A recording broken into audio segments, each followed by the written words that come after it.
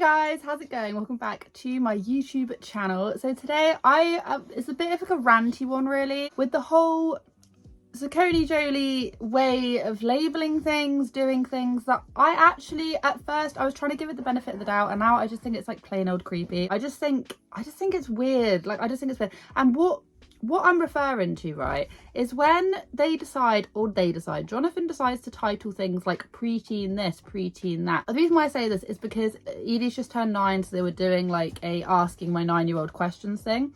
But of course they couldn't say like asking my 9-year-old questions, which I already do find like a little bit weird. Like, why do you need to put the kid's age like that in it? Either way, they always decide to label things like my preteen this, and they did the exact same thing with their elder kid when their elder kid started to become a preteen. And so there are so many comments, just put them left or right, but there are so many comments, and a lot of comments are saying stuff like, oh, but they're not a preteen. And the thing is, I actually went away and googled this because I wasn't sure, and it does in fact say the ages between like 9 and 12 is preteen. Whatever, like, we're not getting down into the like nitty gritty of it. I always thought preteen was 11, 12, but apparently it does literally go down to 9. That's just for like the UK, so obviously I'll leave it up here. And that's where I've seen across pretty much all boards, that's what they say. So they have got the category right, which originally I thought they got wrong. It's not just about like the technicalities of it. The fact that they're saying like preteen this, like putting it as a category, like preteen, like who is searching for this? Like, I don't mean to be rude, but who is searching for this? When I think of like people wanting like parental or like, you know, parental information or anything, you know, I think of like toddlers, like, oh, my 2-year-old because as a mum, I know for me anyway, when my kids were quite small, it's a bit different with my second because I already kind of have a feeling of where things are going. But with my first, definitely I was like, oh, is my 2-year-old speaking enough? Is my 3-year-old doing this enough? And fair enough, I then understand why people would then type in like 2-year-old whatever, 2-year-old development thingies. I get it. I don't fully agree with all the information people put out, but I get it from like an informative standpoint. Now the thing is with the whole preteen thing, I'm just like, who is searching for this? Do you think one day that you're just going to type in like preteen? Like, I just don't understand who's searching for this. And it's the fact that he's got to categorize it. He categorizes it because he thinks people are going to click on it. But I'm just asking you, like, who is clicking on this? Who is clicking on this? Who is typing in preteen, like whatever? Like, just I think it's weird. I think the whole idea of like sitting your preteen down and like asking them questions in itself is ultra strange. The answers that they were given were just, it was quite sad really. Like Anna was just like, what's your favorite thing about daddy or whatever, and literally her answers were like, we do TikToks and we go in the garden and things. Okay, what's your favorite thing about daddy? He goes outside with us sometimes. Yeah. And he makes TikToks with us, and he... Would it be fair to say that he's the fun one? Yeah. Yeah. What's your favorite thing about me? You inspire me on makeup. Oh, really? Yeah. Thank you. And hair. Thank you. It's very kind of you. I also just wanted to add that there is also the like complete disregard for what Edie has originally literally said to us in previous videos, where she doesn't like seeing her part, like seeing herself as a boy, and she doesn't like seeing her net, like she doesn't like seeing it.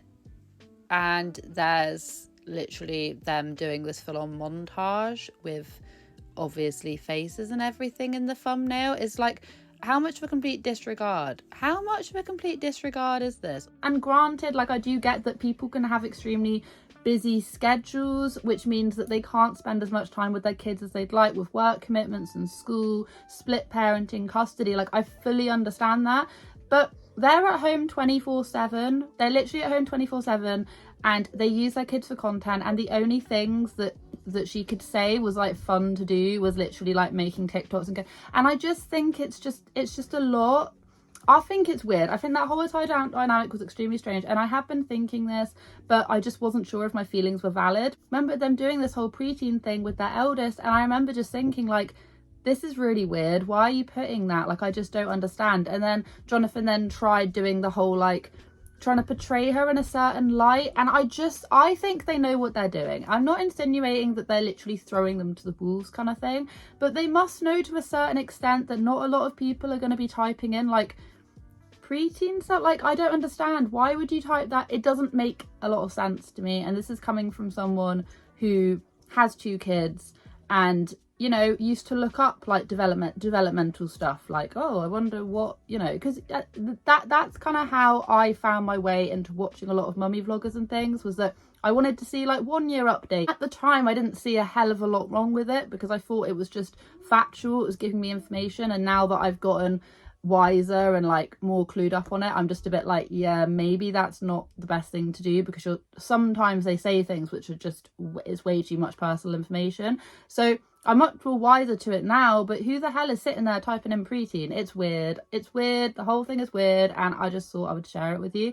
Going back to the whole TikTok things that they're doing, they did another one which was quite similar to the one that they did with their eldest, where I'll show it to you here without sound because I don't think they'll allow me to do it, but it's basically in a nutshell saying like, you know, you've got to film a TikTok because you're the most popular or whatever. And I just think that's so sad to get that into a child's head. That is what they're like most popular, like most known for, the fact that their dad drags them out and does TikToks. There's also another TikTok that they did as well where Edie was basically like first seen like reading Jonathan's book. Like, this book does not need any more airtime. This book does not need any more space. It's living rent free in everyone's heads at this point. The thing is with this one, right, is that Jonathan's always saying, yeah, we film them because like the kids really want to film them, and it's like, well, what kid is saying, hey, let us just plant your book at the very opening of this, let's just like product place this book here?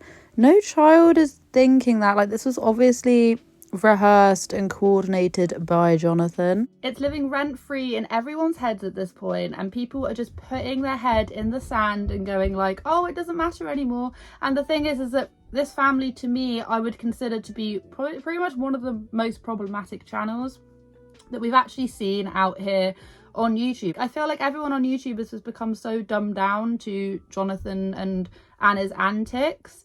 And it's such a shame because they are genuinely probably one of the most problematic YouTubers that we've had for the past like couple of years. But they just, you know, it's like, oh, same old, same old. It's just Jonathan and Anna doing their thing. And Anna's making like 1,000,001 cookies and whatever's going on. And oh, we've got a new OCADO thingy. I'm going to lose a few people at this point. But it's just something that I've got it brimming on my chest. Why does she have to do an OCADO? I can't even pronounce it because I've never, ever used this service. Why does she have to use this service? In fact, why should I even feel bad about saying this? Because God only knows I've said all sorts of stuff about other YouTubers.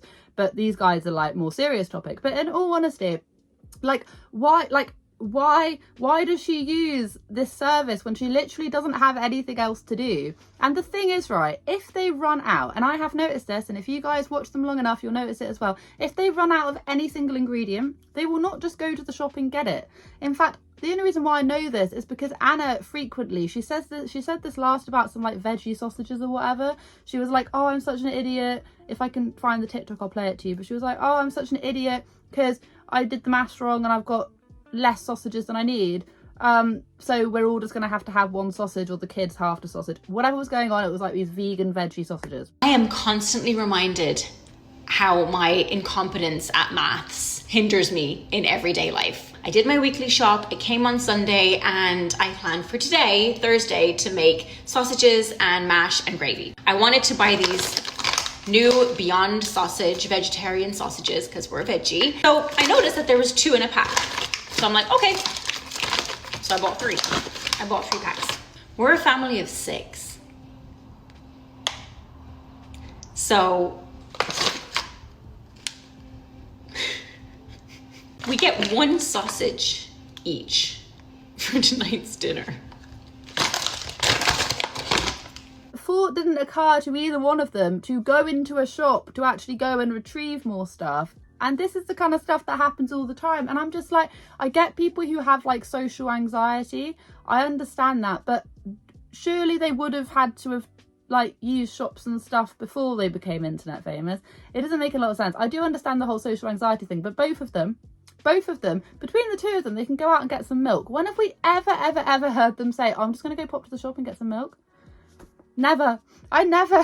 This is such a moot point, but quite honestly, it's just one of those things that I've always thought, but I've just never bothered to drivel on about, because I'm just like, there's way bigger things to talk about other than their OCADO orders or whatever. But that's definitely something that I thought of. And she'll, like, Anna will frequently say, like, hey, yeah, I've ran out of this and that, so we've had to do this instead of that. And it's like, why don't you just go and get, instead of waiting for your next OCADO order, why don't you just go down to the shop and get the thing that you need? Or if you don't want to do it, send Jonathan.